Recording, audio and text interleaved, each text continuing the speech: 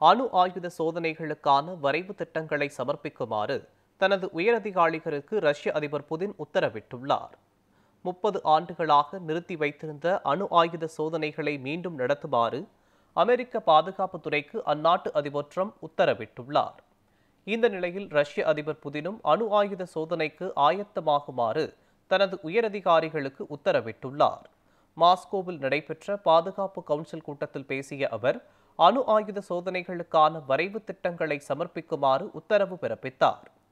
1991ஆம் ஆண்டு சோவியத் ஒன்றியம் சிதறுண்ட பிறகு இதுவரை ரஷ்ய அணு ஆயுத சோதனைகளில் ஈடுபட்டதில்லை. தற்போது அமெரிக்க அதிபர் அணு ஆயுத சோதனைகளை நடத்த அந்நாட்டு பாதுகாப்புத்துறைக்கு உத்தரவிட்டிருப்பதால் ரஷ்யாவும் அதற்கான நடவடிக்கைகளில் இறங்கியிருப்பது குறிப்பிடத்தக்கது.